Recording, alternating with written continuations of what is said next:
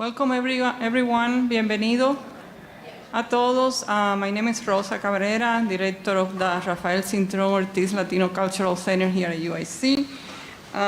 It is my pleasure to introduce Xiuhtezcatl Martinez, our keynote speaker today, for the Youth Climate Activist session. Xiuhtezcatl is an advocate, leader, activist, and pop artist. He has been on the front lines of the climate and environmental movements since the age of 6. Xiuhtezcatl has felt a call to change the narrative on what it means to be an activist from an early age, and has spoken multiple times at the United Nations, and spoken on panels with the likes of Bernie Sanders, Van Jones, Shailene Woodley, Bill McKibben, and Pharrell Williams. We are honored to welcome him here today. It is a pleasure to have you. Thank you.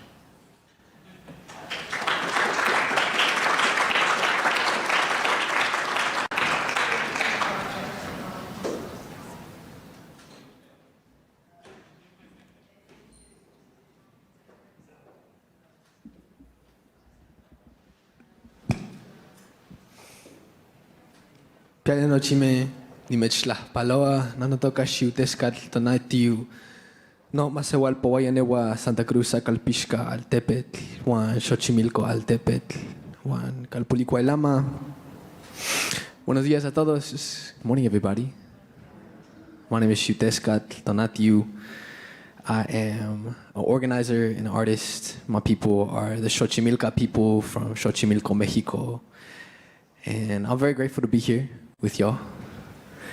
I would not be standing here or moving through these spaces if it weren't for the ways in which I was raised and the community, the family from which I come from. And I am, as I feel many of us are, really a product of our environments, of our upbringing, of the culture in which we are exposed to at an early age. And for the last 16 years, I have played a lot of different roles within the climate and environmental justice space. And the foundation of all of that really is the ways in which I was brought up. Just 2 days ago, I just came back from a trip to my homelands to be in a ceremony with my family. So I feel very, very grounded, in that lived experience that I think shaped a lot of my politics and a lot of my worldview from a very early age. And I think there's it's quite unusual for young people to be getting involved in these movements at such an early age, at least from an outside perspective. But I think for those of us who grow up in communities that are directly impacted and directly have relationships with the very crises that seem very abstracted to the general public, it's not that uncommon for us to be thinking about these crises at a very early age. Perhaps the language that is used in academic spaces and within the climate movement more broadly or more popularly is not as familiar to us, but for those of us existing and living on the front lines, those of us experiencing what it is like to live without clean water every day, or to have to wake up every morning and experience the impacts of unclean air or unsafe communities, it's a bit of a different lived experience, and I think perspective that has been everything for me as far as laying out the path that I have walked for many years. And this is a photo of myself and my grandfather on the left side and my father on the right in our home in Santa Cruz Calpixca. And my family is very alternative on both sides, I would say. I have a very unusual upbringing. And for myself and for kind of many indigenous folks growing up parallel to many conversations around environmental justice, around the climate, our relationship as indigenous peoples to the land is one of the principles of both our personal relationship, our personal spirituality, our worldview. And I think when we look at the history of colonization that indigenous people have been grappling with for the last 500 plus years, we can very clearly see the parallels from the climate disaster that is ravaging the planet today, and these systems that have displaced and erased and destroyed many of our cultural relationships. I think indigenous people have an inherent relationship with the land that was deemed to be, it was a necessary part of colonialism to vilify these relationships, these symbiotic relationships between humanity and the natural world, in order to pave the way for the massive amounts of genocide and displacement that took place. And so I think for myself, for my family, from a very little age, growing up, we saw our connection and our relationship to the natural world as an extension of our struggle for cultural survival, for cultural preservation. Many of our spiritual and ceremonial teachings were deeply intertwined with this worldview of us being interwoven with the natural world around us. And so I think these ideas of activism and of environmentalism that often seem like external causes or things that young people can do on their spare time. For myself personally, it was always a matter of, this is what my family has always done. This is what my family has struggled to hold on to since my great-grandfather was struggling to plant seeds and continue to do the work of keeping his land and growing in our traditional ways. And I think on my mother's side, who comes from also a very different world, she brought me up around community organizing and around a very specific emphasis on young people being the voices that need to carry us into the future.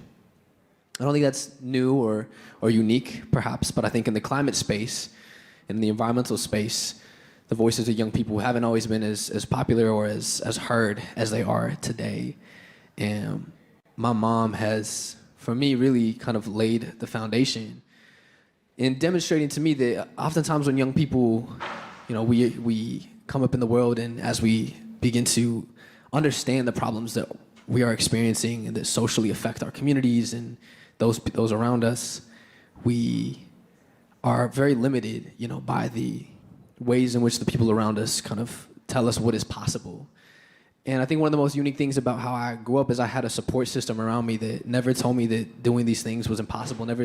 They nurtured and encouraged the participation of our voices, the use of our leadership, the relationships that we had with community. That was always more important even than, a lot of other values that, many children kind of grow up with.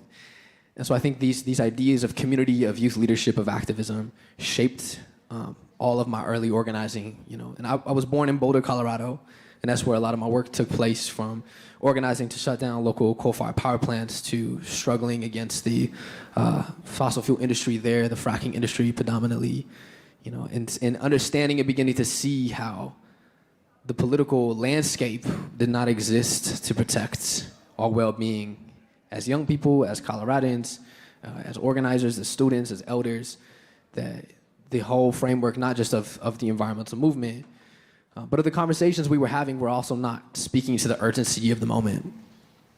And I think within the climate space, we have these significant inflection points, these moments in which there is a beautiful surge of kind of public awareness and of gathering in person. This is a beautiful climate march that took place in 2015. So from the ages of 6 to 15, I really saw a lot of growth and transformation start to take place within the climate space, because what was, when I first started tapping into all of this work, it was the voices that were elevated in these spaces were predominantly older white folks. And shout out all the older white folks that have done a lot of great work to kind of open up these doors and conversations and bring forth a lot of important science. But I think what we have always known is that the voices of those who have always been at the forefront of the impacts of this crisis have been historically oppressed peoples, Black, brown, and indigenous peoples, poor people, mostly women and children. And the conversation around climate has slowly started to grapple more and more with these ideas. And I would say one of the most significant moments that was a turning point for me in my understanding of this work was starting to really visibly see indigenous organizing take place at a larger and larger scale. And not just, obviously the Dakota Access Pipeline was one of the most significant struggles in modern indigenous organizing history. And prior to that, the continued resistance to the Keystone XL pipeline was the first time that I really saw these worlds outside of just my family, but I saw these worlds of traditional indigenous wisdom meeting with this vast urgency to address the climate crisis. And I saw people moving beyond the very limited scope of what climate activism had been presented to us. And I saw these beautiful alliances and relationships being built across class, across racial demographics and groups. I think we're around the beginning of the Keystone XL pipeline fight. We saw this, the Cowboy and Indian Alliance, where rural farmers across the route of where they had proposed to build this pipeline partnered with indigenous organizing communities in different tribal nations across the line to demand an end to the construction of this pipeline.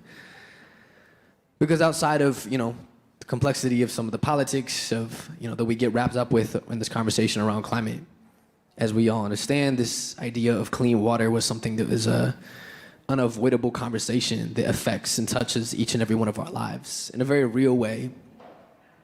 And the lived experience of those peoples who were on the forefront of this route, of this pipeline, really demonstrated a massive amount of organizing power. So, during Obama's presidency, when he filed the motion to reject the Keystone XL pipeline, that wasn't just a result of altruistic political willpower. It was the will of hundreds, if not thousands, of indigenous organizers, leaders, and generations of resistance that kind of culminated in this moment where us as indigenous people, we've been fighting colonialism for 500 years, and just the latest iteration of that is these extractive industries. And so when I started to see these, when I started to go to events and they had a big drum and they were singing powwow songs and they were singing round dance songs, and we heard these songs that, for many, many generations were also outlawed, were illegal to practice.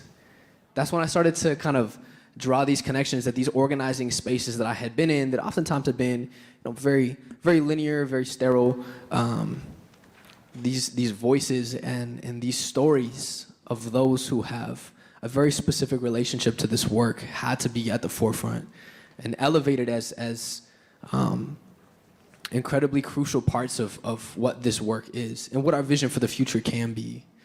And I think one of the beautiful things that came out of Standing Rock and that I really learned from sitting with and being in relationship and in partnership with a lot of young people who experienced, this powerful intersection of environmental justice, climate justice, and also grappling with the inherent police violence that has taken place in indigenous communities for generations, that we saw at the front lines. We saw privatized, militarized groups beating and abusing frontlines organizers and water protectors. We saw this culmination of all of these different special interest groups where, the police state that was imposed upon the organizers from Standing Rock really were in cahoots with the fossil fuel companies. I think these worlds and these conversations are so deeply interconnected. And I think moments like Standing Rock remind us that many of these special interests that we are resisting against to build a more beautiful world are very invested in us not seeing our liberation. They're very invested in us not realizing and having just a semblance of freedom or of peace, because they are afraid of what we will build in their place. I think that is a great anxiety that exists amongst many of these industries that have historically benefited from the oppression and marginalization of our communities, of our peoples, of the natural resources, is the fear that we do have the solutions, that we do have and have actually existed with alternative worldviews as the predominant ideology that has allowed humanity to thrive and coexist in a balanced way with the natural world. And that's why we're continuing to see a deep level of criminalization of water protectors and of indigenous people who are standing up to protect their lands and their waterways, because the power of these moments, not just now, but historically, has always been met with so much resistance, from the occupation of Wounded Knee, from the American Indian movement.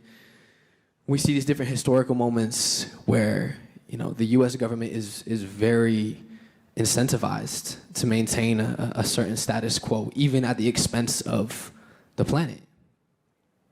And as I slowly have become politicized, being around 15, 16, 17, when Standing Rock took place, you start to see these things that break down your perceptions that were originally held about this work, which I think is really important.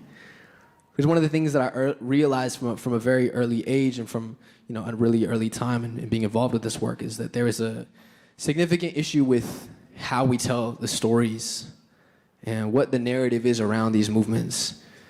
And there is something that we have kind of failed to effectively communicate to the masses and to the public, and creating this level of urgency that I see in these frontline communities that you don't see in the masses. And I think there is a significant barrier between the science that many of us can agree is real and the reality that the climate crisis is not just an abstract kind of future far away from us, but it is a continuation of so much of what we've already been living, especially in these frontline communities. And I think the greatest example of that misconception being shattered was, the summer of 2020, where the pandemic was compounded by this collective global reckoning, you could say, with the white supremacist foundation that this country and much of the world continues to hold on to. And I think this is a really good moment to demonstrate. They really demonstrated to us that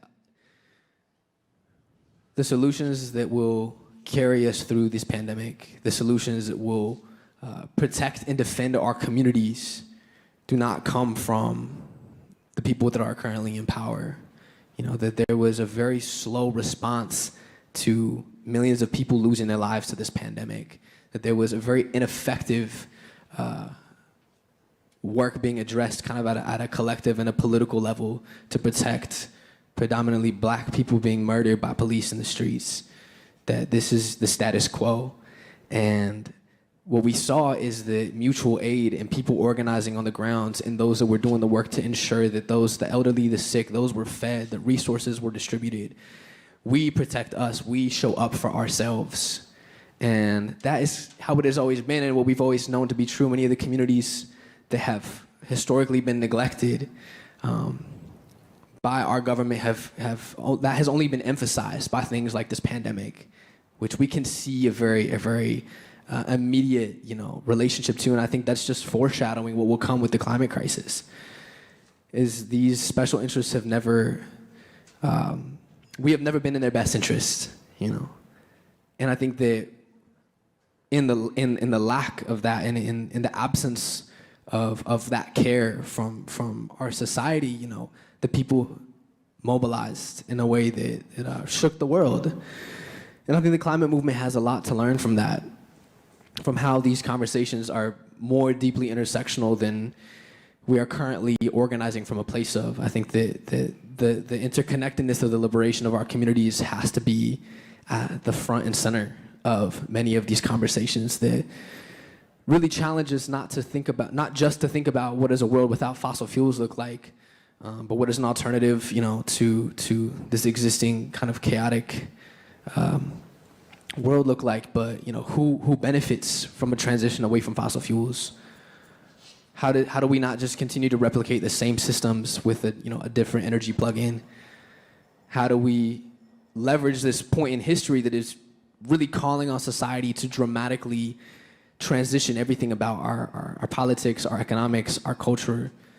How do we take advantage of this moment in a way that allows us to not just avoid the worst, but to deeply heal and understand that at the root of the climate crisis, it's just a symptom of colonialism and of white supremacy and of patriarchy and many of these power systems of power that have created the conditions for for very few people to thrive in a world where so many suffer.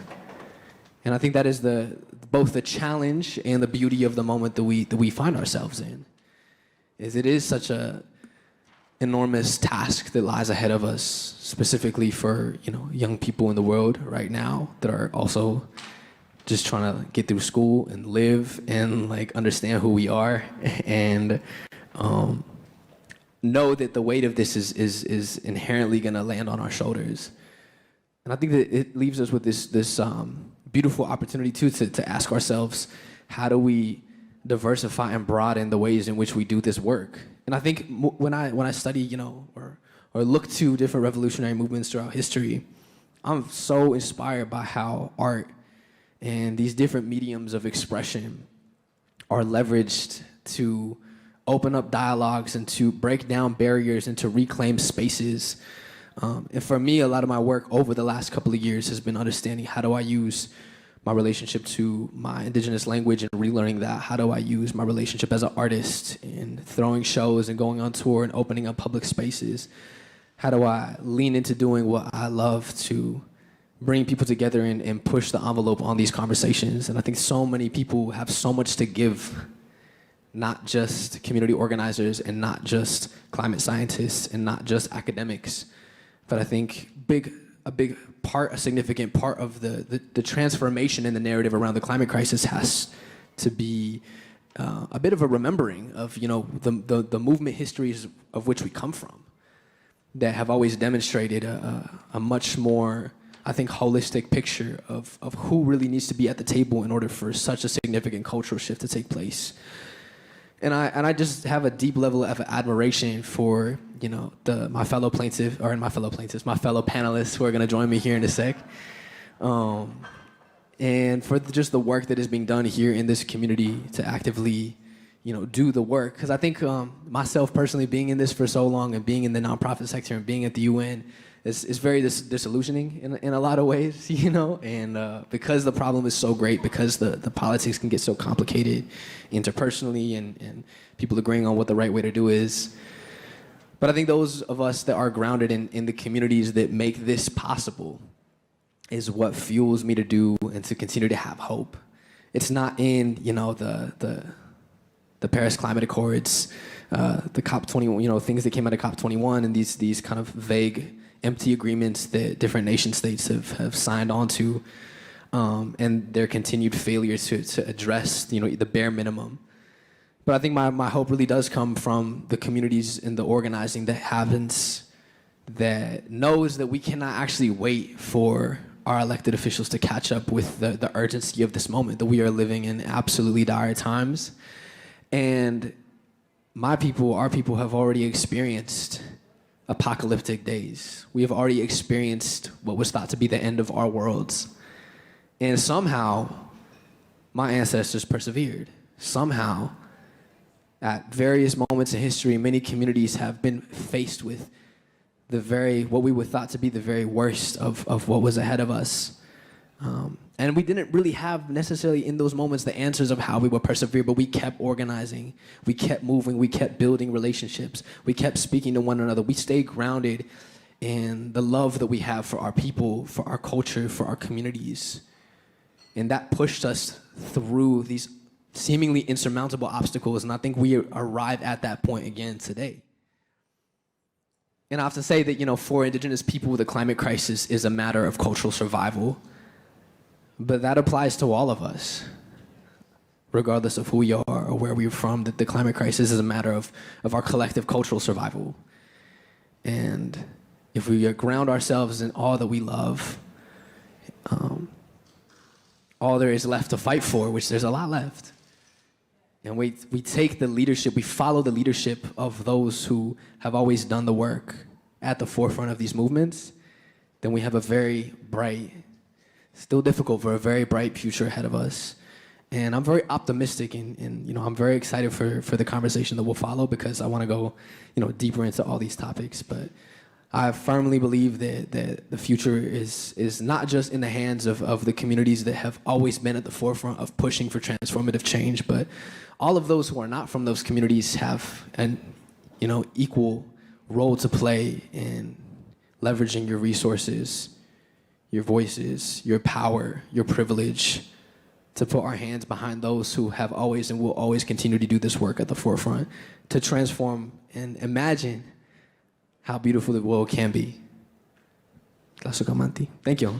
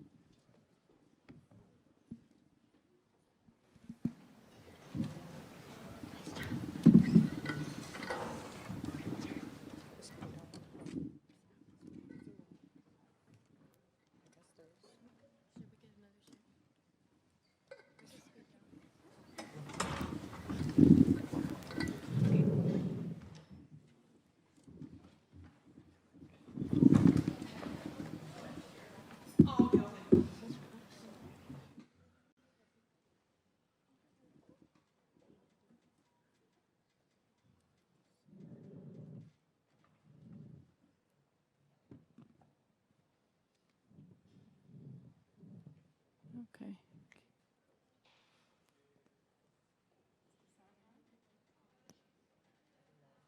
Okay, can you hear me? Okay, I think this is working now. Thank you. Thank you, Xiuhtezcatl, for sharing your story, for your lessons and the possibilities ahead. I was particularly captivated by your words on the clarity of your generation to intertwine different movements, right? Like this is where the power is. How do these futures come together from different people and different identities to stop the climate crisis. So thank you for saying that. We have an amazing panel coming up, Climate Youth Activism, which I will be moderating. And this is a group of Chicago-based young activists who will be bringing the symposium topic home. About the places they live, the places they work, the places they play and learn, right? They will share their views and experiences for about 40 minutes or so, 35 minutes, and then we will open again the floor for questions to all of them. They asked me to introduce them, so I will do this very briefly. But as I introduce them, you can find more about them. I think it's in the program code. So please, I encourage you to do that. So we're going to start at the end. We have Jocelyn Vazquez-Gomez. She just graduated from UIC. I think we're calling her a UIC student, but she's alumna. Congratulations. She graduated in urban studies, and she's a just transition organizer at Little Village Environmental Justice Organization, El Vejo. Next, we have Leslie. They are the youth organizer at the Little Village Environmental Justice Organization, also working with Jocelyn. We have Nia Cunningham. They are a UIC student in Gender and Women's Studies and Nonprofit Management and a student leader in the UIC Heritage Garden program. And we have Trinity. She is an environmental, Trinity Colon, who's an environmental justice organizer and abolitionist, a student in social policy, environmental policy and culture, and Latino studies at Northwestern University. And you just enter, right? So this is your freshman year, you're very young. And we all know who Xiuhtezcatl is.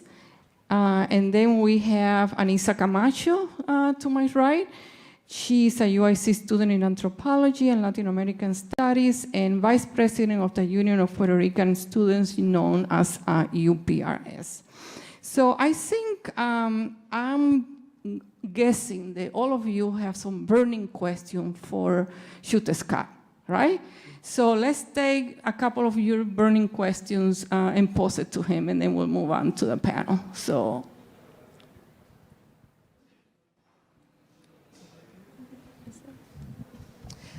Well, yeah, I have a quick one because I love how you mentioned it's basically like the collaboration of all cultures coming together for cultural preservation.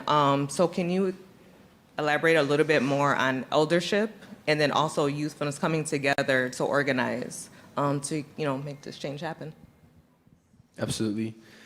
Yeah, both in my family and I think in a lot of the organizing that I grew up doing, there was a very significant emphasis on intergenerational organizing and on really like leveraging the voices, the wisdom, the knowledge of our elders. I think we both generations, those past and those current, have so much to learn from each other and learn from the experiences that kind of we came away with. And I think in our culture there's a bit of a lack of healthy, positive dialogue between. I think there's a bit of some narratives as well, around kind of the beef between generations and Gen Z versus millennials and Gen Z versus boomers, and I think a lot of it comes from disappointment and anger, and I think in what has been left to us and the state of the world that has been created by those that came before us. And I think ultimately, rather than it being about, you know, generation versus generation or those who were here created what is now, it's really like a select small handful of private interests and of billionaires who in corporations and industries that have created the conditions that we exist in now. And it's really going to take all of us from across generations to effectively organize and work through kind of the challenges that we experience. And I also think that young people, you know, while we are very visionary and have a lot of energy and a lot of, you know, a tremendous amount of kind of fire that is so necessary within these spaces and these movements, I think, you know, I personally find myself always being more grounded when I'm in relationship and communication with the elders who have made a lot of the mistakes that we replicate if we don't have those conversations. And I think the youth climate space is very interesting, you know, because there's a lot of different facets to it. I think there's, you know, that like the panelists that I'm surrounded by right now, and then there's the more kind of public-facing side of it, and I think we really run the risk of repeating a lot of historical problems that have been made throughout different organizing movements if we don't have those deep relationships, that deep communication, are patient enough also to teach our elders as well, because I think that's part of receiving knowledge is being, you know, patient enough to sit with folks and have it be an exchange. But I value that very, very deeply personally, and I think it's something we have a lot to work on. And yeah, man, like the organizing culture, the organizing history, the movement history, the legacies that, you know, we really walk in the footsteps of. Like there's such a rich history there. You know, I'm sure in this city as well as, you know, kind of broadly. But I think that, yeah, we are so much more powerful if we ground ourselves in these histories, if we really learn about where we come from and who created the foundation of what it is that we're standing on right now, and move from that place. Thank you. Thank you. Is there another burning question?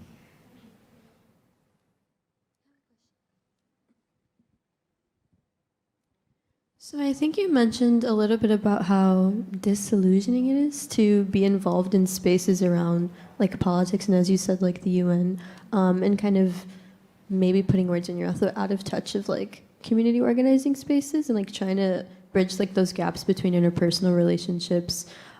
Just like wondering how you're grappling with these like change of world and like change of environment and space when we're talking about EJ, environmental justice. Yeah, for sure. It's complicated, you know, because I feel like I've been at a lot of the different points on the spectrum as far as how one can kind of do and be involved in this work, from, you know, being an ambassador for like Bernie Sanders' 2020 presidential campaign to, you know, being at the United Nations. And I think along the way, what has always helped me cope with the complexity of it is the deep work that always has come with folks on the ground. I think that's one thing that was appealing to me about Bernie Sanders' presidential campaign. It was how it wasn't every community that I would stop at to have these conversations with folks about Bernie and about the campaign. It was beautiful to see how much the conversation was centered around the movement that the people created, you know, not just the individuals in power. And even when I've been at the United Nations, it's like all of the events that I've ever attended in and out of the United Nations were oftentimes funded or deeply associated with fossil fuel companies or you know, big car companies. But what always was inspiring about being in those spaces was seeing indigenous people from all over the world gather and create our own space outside of it. Because we knew even if we were afforded a seat at the table, there was never power that was gifted with that, you know. So I think these institutions oftentimes remind us of the importance for us to kind of subvert these very extractive and imbalanced power dynamics. And they give us an opportunity to, you know, find our people and force us to see that, well, you know, not much will come from these spaces alone. You know, not to say that there's no value in you know, the UN or the organizing that's being done, you know, or, you know, policy work. I know there's a lot of that that's really important, especially like at a hyper local level. But I think it's an important challenge that we kind of take some of that disillusionment and fuel that into the relationships that we build, and build critical relationships versus just kind of this critical mass that oftentimes is an approach taken by people in these spaces. But yeah, it's not easy, and I think like conversations like this and being able to commiserate with other young folks who kind of can understand where that's coming from is really important. And yeah, just realizing that, like, you know, as much as it you know, as many things as there are to complain about, like there's even more to organize around, you know, to create a bit of an alternative framework than what we see kind of in these spaces. Great. I think that I want to start with a couple of very key questions for all the panelists, if you want to answer that, and for you too. What do the environmental justice and climate justice movements want, in your own words? And also, what is one key thing that you have learned from these two movements that sometimes collide, right? Sometimes I think lately we have seen them merging more, especially the climate change movement, learning more from the environmental justice movement. So in your own words, just tell us, what do these two movements want? I would say the movement wants equality of protections, I would say. And I would just say it wants to be able to grow and have an access to health, because I think it's more than just physical health, it's actually also just mental health. It's having that sense of kind of working together to get a solution. I think that's what they're coming together for. An example that was closest to me that I feel like is very relevant was my study abroad experience in Puerto Rico over last summer, and people are still recovering from Hurricane Maria. That was 5 years ago. And then you're still seeing a lot of people trying to cope with everything that's going on emotionally, physically, financially, politically. So it was very eye-opening, but I think at the end of the day, it's all about just fighting for that equality, equal opportunity of just health and protections. That's what I take it as. For sure. I think a lot of the liberation struggles over the last, 50, 60 years, we're kind of in the same boat as far as what it is that we're fighting for, that I see. And I think it's, it's access to freely exist and live without the burden and the weight of, both the climate catastrophe and also the kind of environmental ills that so plague many of our communities. And I think that, when I think about what the future could be, in a world where many of these solutions have been brought to fruition, it's giving folks just like the space to breathe, and kind of freely take a deep breath of clean air, and see what comes out of that. I think that's one thing I think about too a lot of pre-colonialism too, like how my ancestors had not without their own challenges, but there was room for so much beauty to be created. I always think about that, like what a beautiful world could we create? Could we have the space, the head space, the emotional space to create? What beautiful things could we make? What beautiful relationships could we forge? What beautiful art could come out of a world that met a lot of the basic needs of these communities that the environmental and climate justice movements is fighting for? How can we kind of, again, really leverage this moment that we're in to have a very significant transformation and transition away from, a lot of these very toxic systems that have ruled and guided us for so long.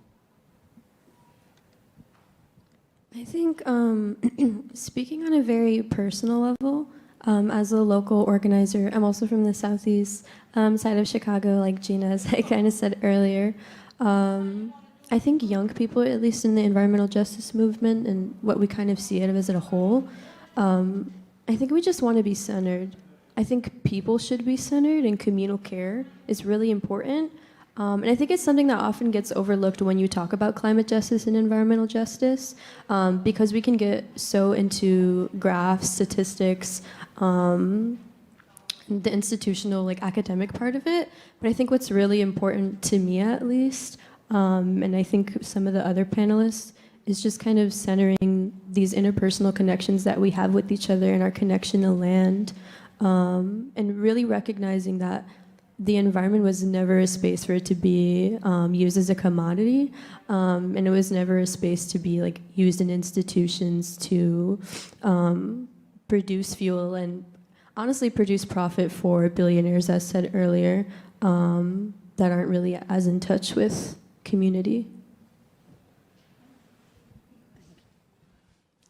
Yeah, I feel like going off of what everyone said, like what you said, like rest, peace, like people just want to live life. And I feel like both of these movements, people have been fighting for, since the beginning of time, like since like resistance has been alive. And I feel like people want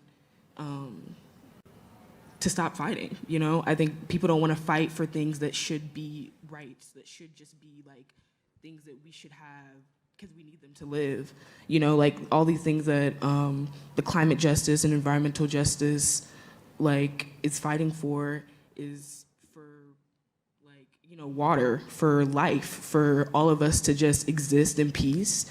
And I feel like all of these like just like from the beginning of time, people have been trying to see what's the issue with the way that we have been operating. And I feel like both of these, like climate, environmental justice movement, we're trying to see we're trying to revamp what is happening and what we're continuing to perpetuate.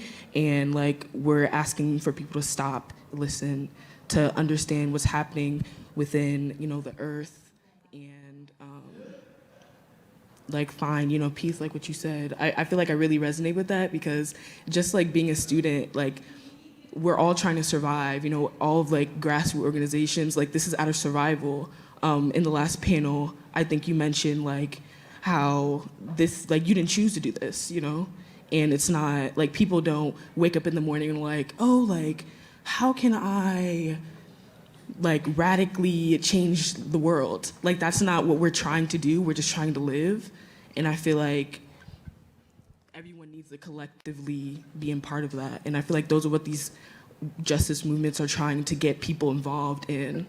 Like, how do we change for the better for all of us, And I feel like the collective piece that like people have kept bringing up is like one of the main factors in that.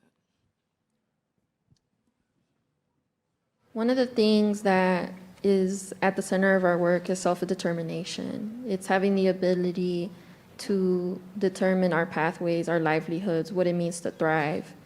And I think that gets mistaken with it being an idea rooted in the left or in the right, whereas in our communities, it literally means the ability to live a full and fulfilling life. And so for Levejo, for the multi-generational work that we have, self-determination is everything. And another thing about it is that environmental justice is the heart of all social movements. We cannot live and thrive on this planet if it is not the center. And so being able to recognize that and learn that there is going to be a shift and moving towards that shift is a beautiful and thriving thing where we can have so many different cultures and communities and intersectionalities thrive. That's the fire in the engine for us. So I agree with everyone what every panelist said, but with me, like as with El Vejo, I pretty much like really with both climate justice movement and the environmental justice movement, I really focus on like how we answer the vulnerability of climate justice issues, and with environmental justice, how to address those inequalities and structural racism that is built upon it. But like, yeah, like how Leslie said, it's a self-determination issue. Also, like, part of me, I didn't expect like to me being part of like the environmental justice movement, but it was actually something that I had to do since seeing a lot of like community residents being exposed to environmental hazards, or just having family members have asthma or respiratory illnesses, kidney failure, and stuff like that.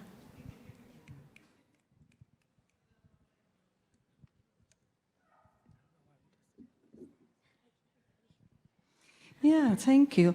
Our understanding of how social justice and environmental justice are intrinsically interconnected has become more explicit over time. And I think a lot of us thank you to your generation for highlighting that. So my question is, how are you seeing this intersection happening in the work that you're doing locally, and how can you share some specific example? Like, I see some of you working on the intersection of immigration and environmental justice or labor and so forth. So if you could kind of like highlight that for some of us, that would be great. I've been very fortunate within the past year, to be honest, because youth activism was somewhat fairly new to me. So I would actually say communicating and grassrooting amongst the community. Like, for instance, going to the Puerto Rican agenda and explaining of my experiences of what I've actually seen, whether if it's based on food sovereignty, whether if it's political status, whether it's just climate change studies in El Yunque, the rainforest there, or even just different things of going to or learning of biodiversity within the environment within the Puerto Rican Trust. Like, just telling our story of my personal experience and what that means to me being a diaspora Rican here growing up in Logan Square of Chicago. I think being able to communicate what I'm able to see and how it actually has changed in time for me. Because it's different from a person trying to tell you how something is when you are actually seeing it for yourself. And then actually you come back home and then you realize you are actually awake of what is happening around you.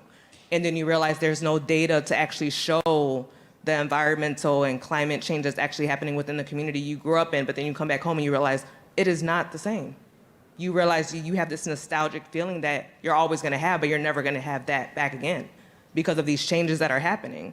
So where is the accountability to the people who are in charge of what's able to happen amongst our communities? So to me, I think within this past year, I feel very fortunate to be able to communicate and even talk to people amongst UPRS, the Union of Puerto Rican Students here on campus, or even being inspired by even panelists on the panel with me right now, and other professors and other people I've been very fortunate to interact with, because I think actually just creating that narrative, like you being that narrative, instead of somebody trying to tell you how it is.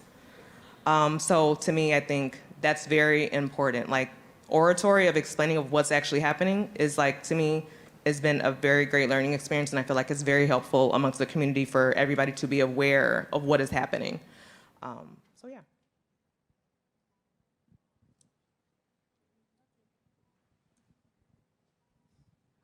So pretty much, I'm not sure if anybody is aware of what happened in Little Village with the smokestack implosion. So that happened. It increased a lot of like respiratory illnesses. It was during the pandemic. Little Village was already one of like the highest communities with the most cases, but they ended up building a warehouse in where the smokestack implosion happened.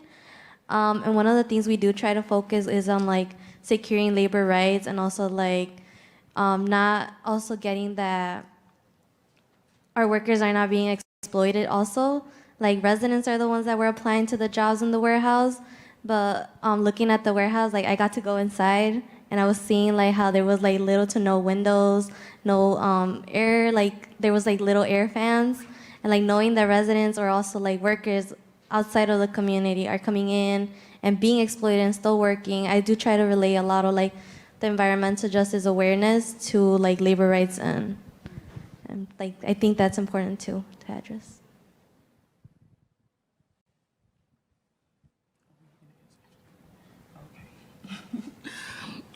I feel like for me as a student working in the Heritage Garden, housed in the Latino Cultural Center, most of the intersections that I witness are like from the academic standpoint and into the community organizing standpoint, and kind of like bridging the gap between those. I feel like the Heritage Garden does like a really good job of like really connecting those two parts. Like just all of the activities, events that we lost the word in my head. But all the activities and events that we promote and put on every year, the Seed Swap, our Harvest Festival that we put on annually, we always invite community organizations and other people to talk and share their experience with our student community. And I feel like I've seen like people get in touch with these community organizations, work for them, like myself, like in the Heritage Garden, I've been in contact with Urban Growers Collective, which is like a really big not-for-profit on the South Side that's been really interactive with UIC and like the academic community, which I feel like that's a great example of showcasing how community organizations and non-for-profits should be interacting with UIC, because they do it like very well, and it's not like weird power dynamics. I mean, in my perspective, feel like take full control over like their access and like the expertise that they can give to the community. But other than that, like the Heritage Garden with all the community organizations, every summer we go on field trips. Like last summer, the most memorable field trip we had was at the Gage Park Latinx Council, GPLX. We visited their food forest, which is like amazing. And just seeing how community organizations, even just like El Vejo, we always visit their site and we do the toxic tour. Like always just like seeing how community organizations on the ground are really doing things, like it really provides, you know, hope. Like that was a big theme like in the last panel, but like actually seeing people make progress is amazing. Like last weekend, the Food Justice Summit at UIC, El Vejo did an amazing presentation talking about the ways that they're actually, you know, like organizing with other communities and making things progress. And it's really nice to see like people doing things that we know that we need, and it makes me hopeful because it like I don't have to work for like a very extractive company when I get out of college, you know. So like things like that is very nice to know. So yeah, like intersection is definitely the founding point of like all of these like environmental climate actions that are happening. That's really what makes it go. So yeah.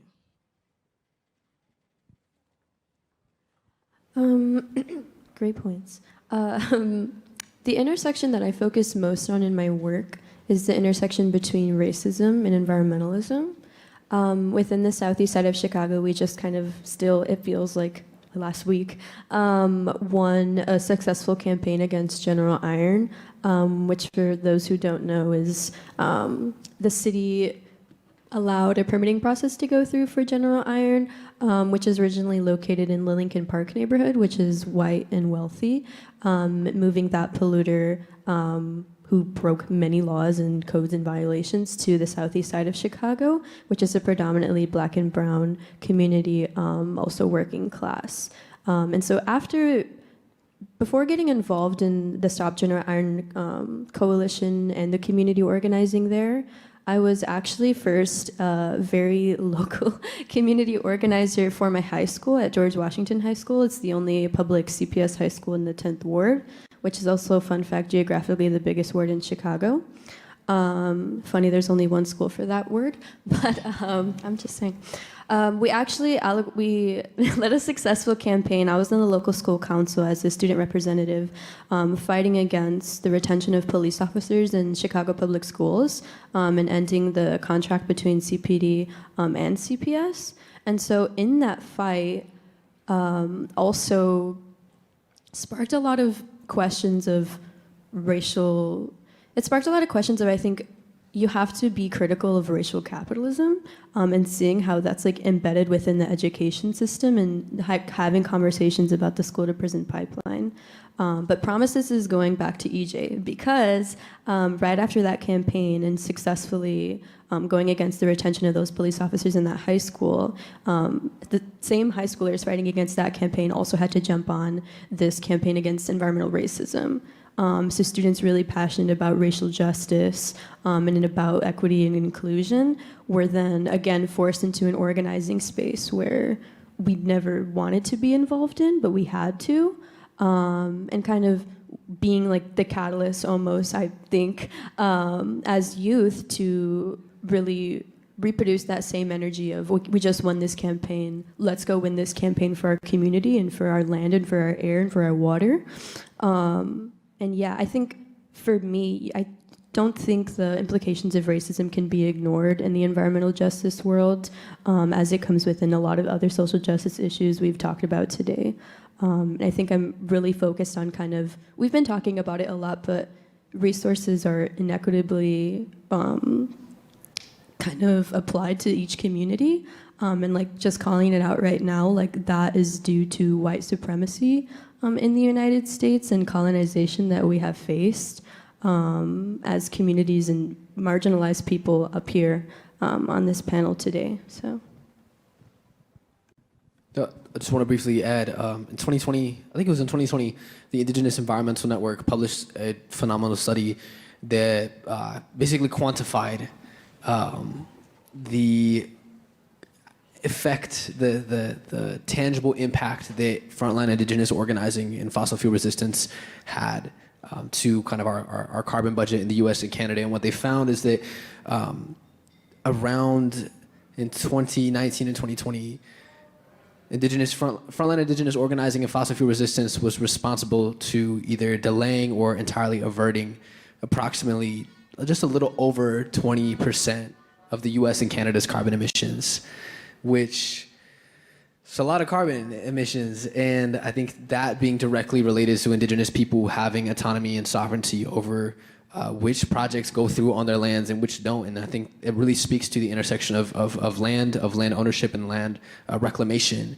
and the climate crisis. When Indigenous people are in positions of power over their traditional homelands, we're emitting less fossil fuels. We're actually averting and delaying carbon emissions that would otherwise end up in our atmosphere and create further havoc. So I think a lot of my work over the last couple of years has centered around this beautiful movement of land back and of return of lands to Indigenous peoples, from helping an Indigenous school in East LA purchase 12 acres of land for restoring it and creating kind of an ecological intertribal educational space, to kind of doing work through my art. But that intersection of land return and climate, I think, is so crucial and something that I think we need to really look at as one of the viable pillars of keeping carbon out of the atmosphere and keeping carbon in the ground.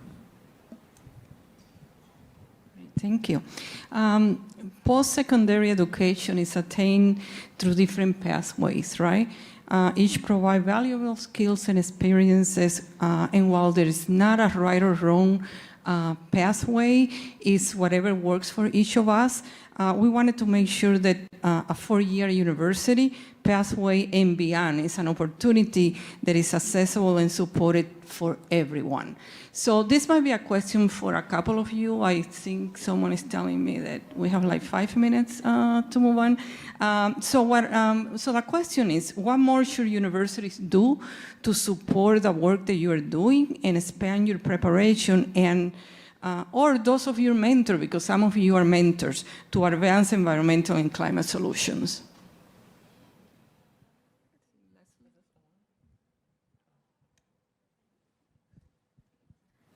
I think one of the ways that we can really generate these really great pathways for young people to enter into environmental justice and beyond is to really confront the adultism that exists within institutions, within workplaces, within family households, and be able to invest in the young people. And so, and also recognize that sometimes even institutions can be very rigid and inaccessible. And so there's a lot of studies and data that show that a lot of young people, especially BIPOC, Black and Indigenous young people, cannot complete higher ed. And so not just holding higher ed to this sole identifier as the solution, the panacea, but also recognizing that our communities have ancestral intelligence that has so much to teach as well. There's herbalism. There are Black and Indigenous, I want to say Indigenous, that includes Afro-Indigenous folks who are doing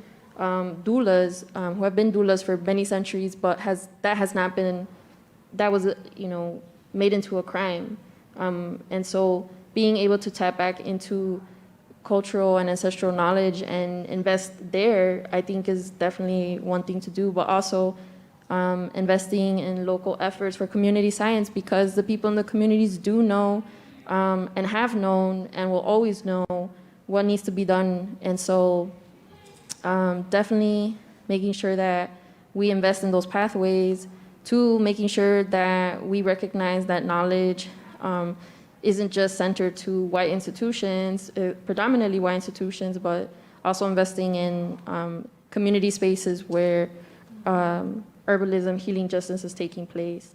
And also being able to be part of a lot of different organizations who have been at the forefront of these movements. And so for us, El Evejo, we have a summer program where we pay young people $20 an hour to learn about the intersections within environmental justice, and they get a $200 stipend so that they can further their organizing skills. And so a lot of the young people, what they did is they tapped into their own curiosities, and that was decolonizing their diet, that was purchasing film and photography, that was purchasing sewing. And so there are so many ways that young people are already telling us the things that they want to learn, and it's up to us to really reckon with that adultism that we have, and what accessibility means. But also another thing too is recognizing disability justice.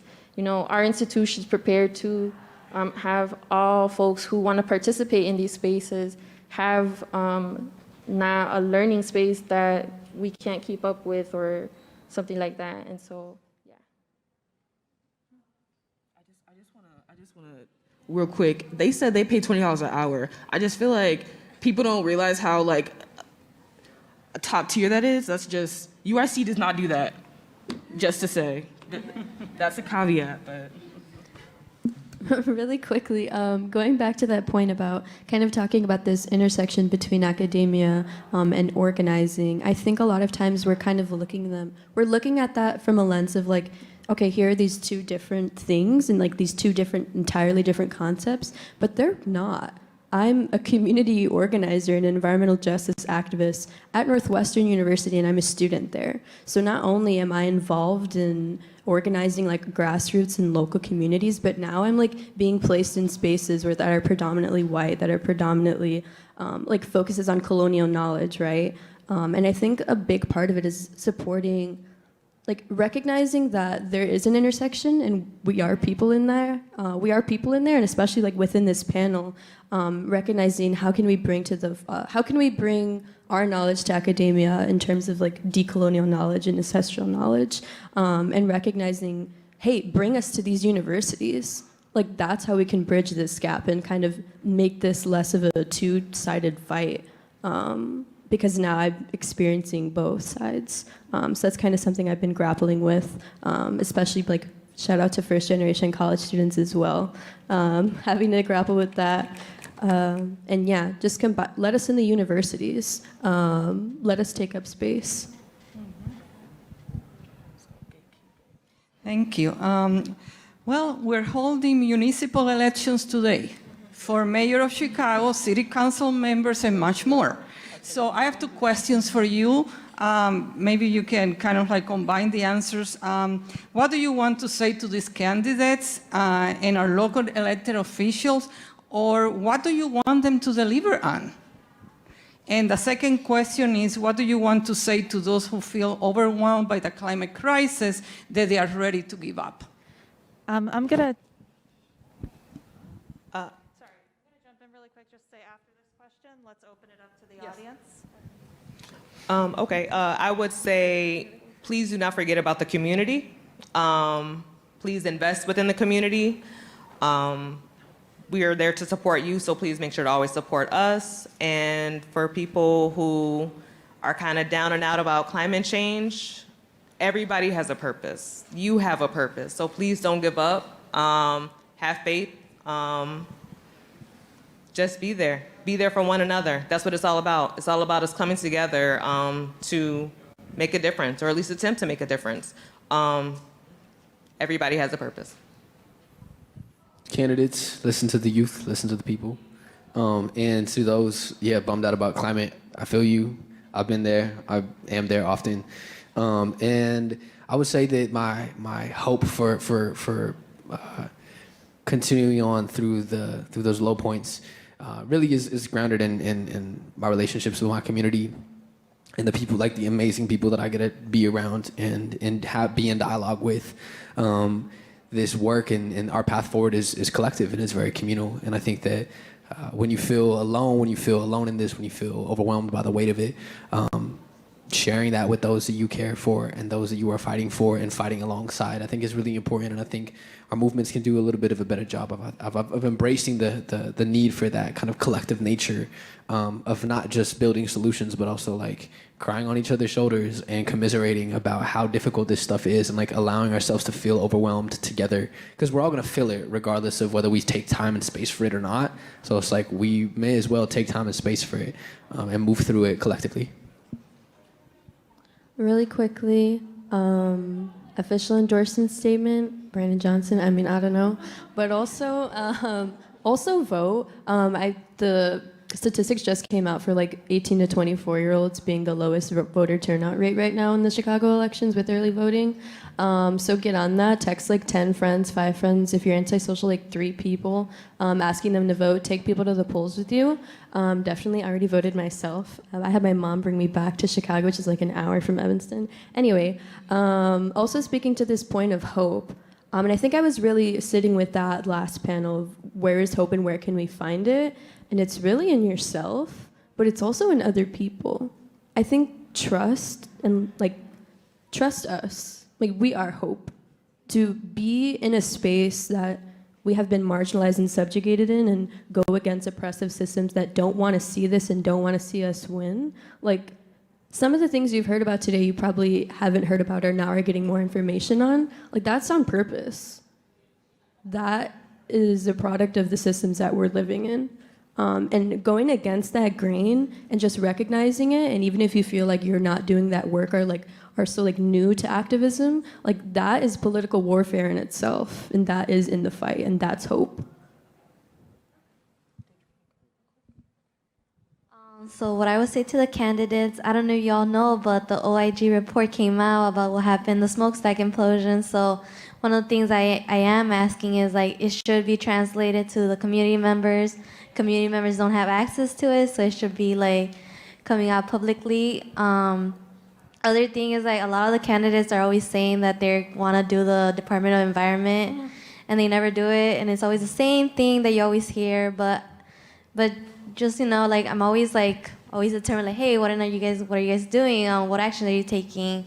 Why do we always have to rely on every department of the city just to feel focused on one issue where we could just work together like with one certain department, like, and also with the youth, right? Like the people that try to give up. I love talking to some students from Tepozcali school, and they were telling like, we never see people doing it, or why do I like? They're not gonna listen to me, but like, as a person who came out of youth, like their voices are heard, their voices are important. So like I always say, be hopeful, have faith in yourself, like trust yourself that you could do it. Like look, like I came out of the neighborhood being like able to talk to the community members, to the city departments, and just don't give up.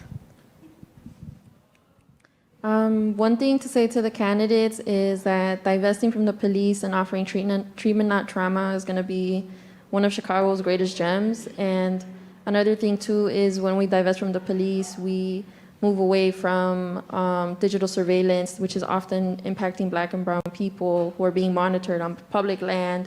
And so us being able to shut down these prisons means that we have space for land, for agriculture. And there are people in the race who are saying that, and so we can't, but endorse nobody. But talk to me afterwards. Well, I'll tell you. Yeah, I feel like definitely defund CPD all the way, and also just people over profit. I feel like all the states, everything, just people over profit, and also look into Stop Cop City, Atlanta. That's something that's really happening right now that not a lot of people know about, and people are dying and not getting fed, so please look into that. And for the hope, I feel like for me personally, the best advice I've gotten from like the people around me is hope is a discipline, and it's not something that's going to be easy. And like everyone said, like this is a collective effort. Like we are all in this together, and we are not smarter alone. Like, individualism is a sham. Like, it's not real. Like, we do not survive by ourselves. Like, it's not real. So, yeah, and again, defund CPD, because that really needs to happen.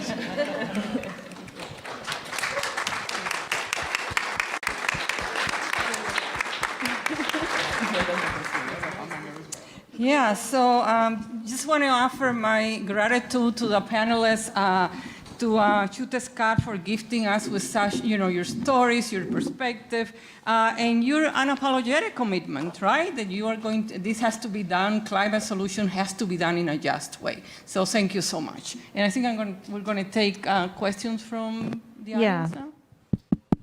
This microphone doesn't seem to be working, but I think your microphones on the table should work, just FYI. Oh. If you have a question, oh, there it goes, it's on. If you have a question, go ahead and raise your hand and we'll pass the mic to you.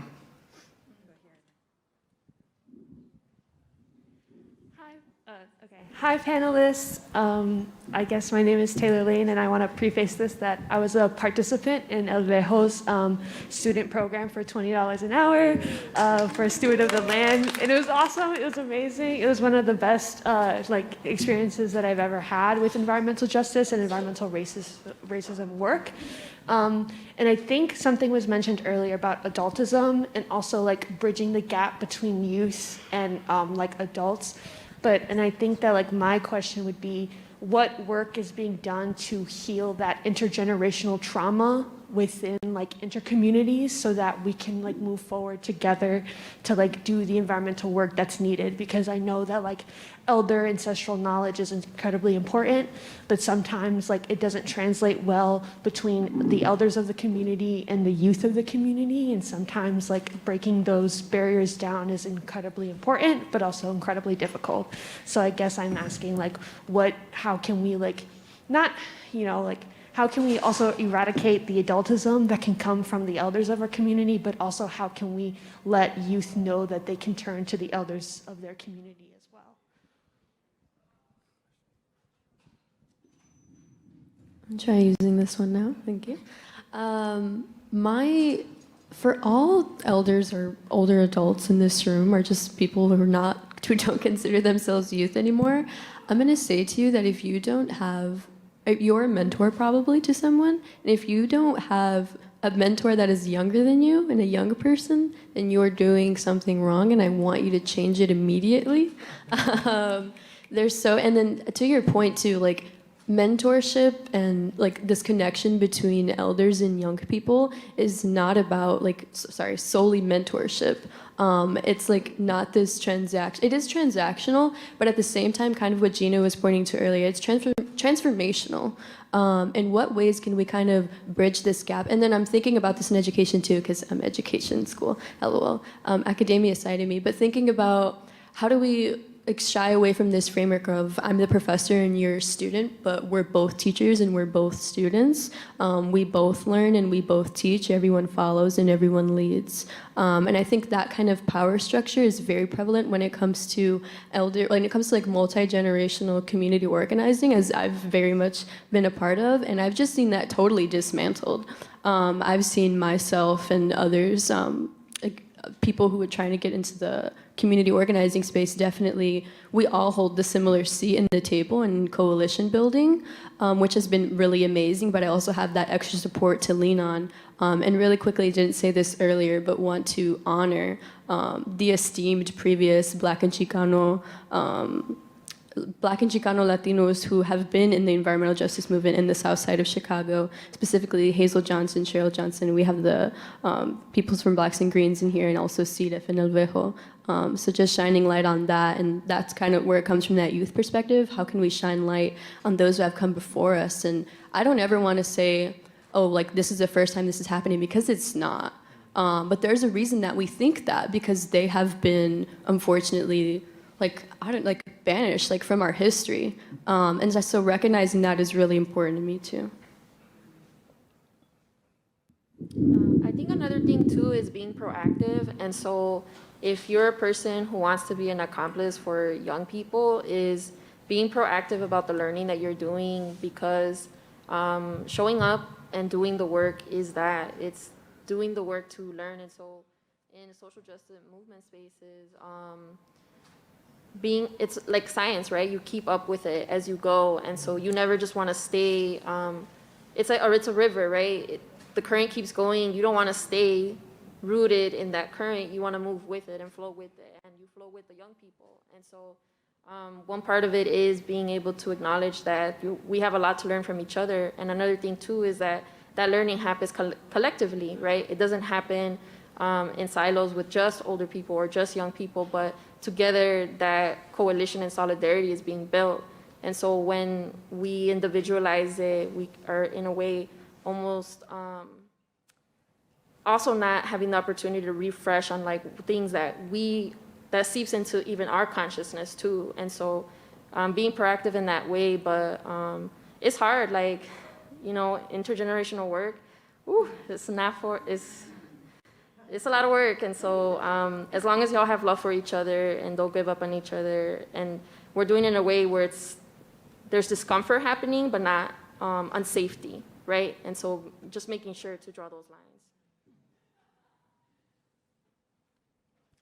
Other questions? All right, hi. Wait, let me back up. My name is Joaquim O'Malley Macias. I'm a student here at UIC, and I was actually, I studied abroad with Anissa, and I saw a lot of what Anissa saw when we all went to Puerto Rico together, and we presented on our experiences to the Puerto Rican agenda. And I guess seeing these like effects of climate change firsthand, I was wondering, sort of based on your own personal experiences when organizing for climate, like what has worked? Like what strategies when organizing, when engaging with youth, when challenging institutions and corporations, what works and what strategies don't really work? Hey, Joaquim, thank you for that question. I think for me, what I've seen work for us so far, to be honest, is social media. Because I think a lot of people are glued onto their phones, and I think with TikTok, Instagram, there's like a lot of very informative influencers recently. And I think that's been really helpful for us organizing and trying to get the attention of people, especially here on campus. We've actually had different types of fundraisers to try to get people in the mindset of this is what's going on. If it's not happening just within multiple marginalized communities within Chicago, this is also happening elsewhere, like in the Caribbean, Mexico. Like there's all this different sort of things with climate change, environmental justice. So I think actually just social media has really been a great help for me so far, besides just the regular traditional grassroots, the transgenerational communication amongst elders, because we're all students here. As long as you're patient and you are open-minded to have that discussion, you're open for the discussion, I feel like that's really helpful for working collaboratively with a little bit of everybody.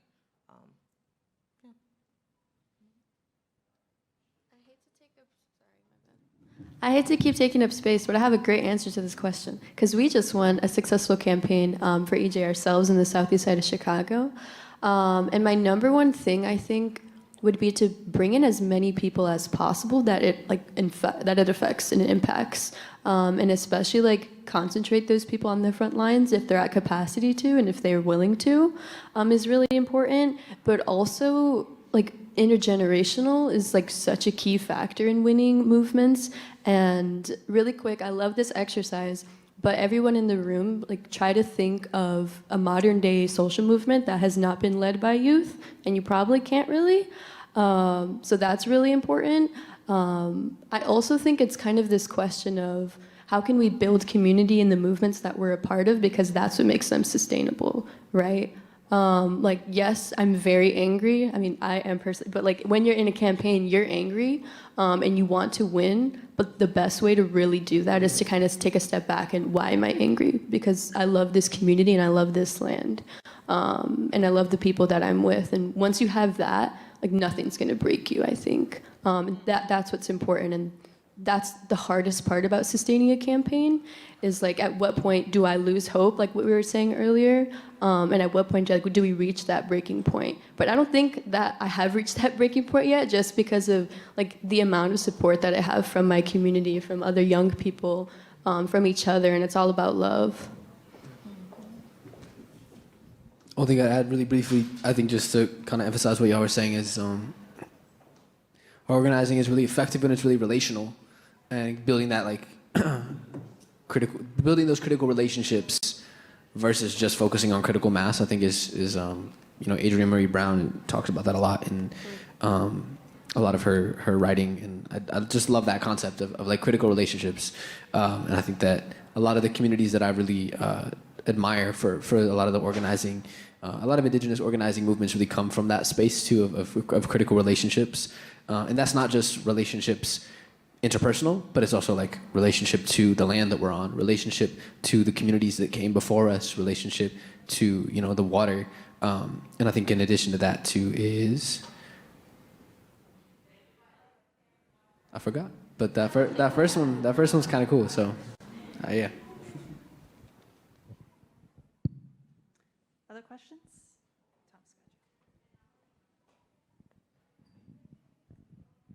Hi, my name is Andres. I'm a former student, now alum here at UIC, also LAS. So happy to be back here on campus and hearing about these really urgent topics. I feel like we are consistently being kind of desensitized to the urgency of these topics. And my kind of question for the group is, I guess, what aspects of like art and music and maybe even like content creation on social media make those effective mediums for resensitizing us to these problems? When I think of your question, that was a really good question, by the way. I was really just down Paseo Boricua, which is Humboldt Park area, right? So within the community, they have a lot of aesthetics around. There's murals, we have murals on pretty much all the main corners and everything, and that's like that reminder that this is what's happening, because Humboldt Park is going through drastic gentrification. It's been happening like that for years. They have people coming in, redoing architecture within the community, and that kind of gives you're losing that sense of belonging. And Paseo Boricua was like a staple of Puerto Rican culture, which it is, landmarks and all, right? So I think those aesthetics actually make sense where I don't think Humboldt Park is gonna even try to even give you an excuse to forget what is happening. Because the art is everywhere. Artists are everywhere. There's people who's been living there for years. Like when my parents and my grandparents ended up coming to Chicago, they were like on the southeast side of Chicago, and then some of them were in the Humboldt Park, Logan Square area. So when it's like, they're not gonna allow you to forget, because it's there, it's alive. Nobody wants to leave. You should not have to be displaced. A lot of Puerto Ricans are here because they're already displaced from La Isla, right? So it's like, why are we right now going through this displacement within a community that was our home? We made it our home. So I think art itself, physical art, whether it's murals, statues, even like having like Dr. Albizu Campos, like the casita that's there, that's like a resemblance of home for a lot of Puerto Ricans here. And I think, like I said, there's never gonna be an allowance for you to forget what's happening, of the exploitation of what's been going on. So it's to cause us to work together as a community, to work collaborative, and they have a lot of different initiatives within the community, so that way we get help with different things, whether it's healthcare, housing, education. So I think art plays a huge part into that. Poetry, music, yeah.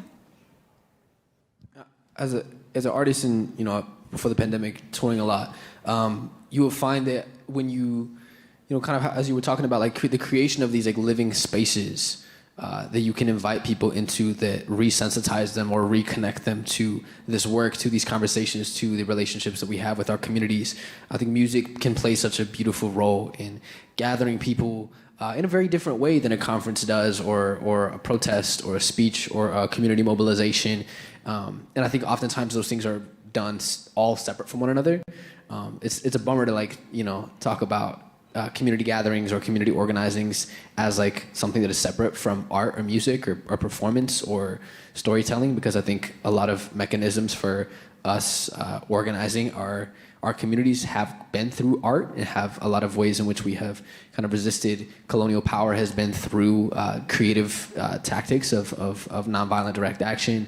And so I think the most powerful examples of direct action that I have been witness to and studied have always kind of had a vein of creativity and artwork, because it is so magnetic and it is so undeniable, and it is something that speaks to people's hearts, which, like, at the end of the day, like, everybody knows you can't really change somebody else's mind about something by just presenting information. You know, people will come to the conclusions on their own, and I think art is such a potent way to invite people into these spaces that maybe they wouldn't have otherwise, you know, stumbled into. It's just like a broader doorway. It's like a bigger doorway to invite people to walk through, because you know, I think as human beings, like, we hear that rhythm, we hear those drums, we hear, you know, the low end, we see the art with our eyes. Like, it's magnetic, and I think that it is a beautiful catalyst for kind of reconnecting us to these things. And content creation too is a really interesting one, because I think a lot of it is associated with like a detachment from reality, or from you know, it's an escape. You know, a lot of people use social media as a method of escaping from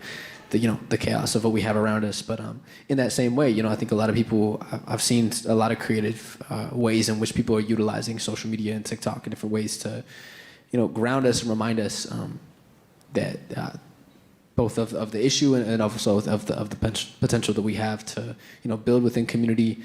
It's a challenging one, that one I think more so, but I definitely am very passionate about the way that art can play a role in gathering people. And some of the shows that I played kind of right before the pandemic, a couple of them right into the pandemic, is like the way that the energy in those rooms is just pretty unparalleled, you know, I would say. And I think a lot of the message that I carry when I perform is the same as, you know, what I'm speaking to you all about right now, but the delivery causes just a very different reaction with the people that we perform with, and versus just who we're talking to. So I think it also just brings more artists into the movement when we see that is a viable option for how we relate to this work, which I think is really crucial. We need more artists in these spaces. We need to be more creative about our tactics, I reckon.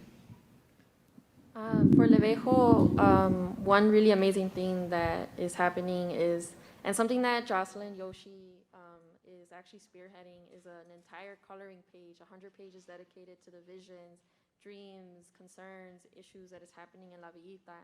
And so it's very beautiful coloring pages of the environmental racism that's happening, but also all of the things that we can imagine when we don't just see industry in the community. And so we're actually going to be raising funds for it really soon, and we're going to have a whole party. We're going to invite folks, and we're going to fundraise so we can get them printed. And it was produced by being able to capture the ideas of the young people from local schools to local artists, to folks in our networks. And so they said the revolution is going to be beautiful. And so I'm really excited for y'all to participate. And so I have a sign-up sheet, so I'm gonna come around. Yeah, I'm gonna come around.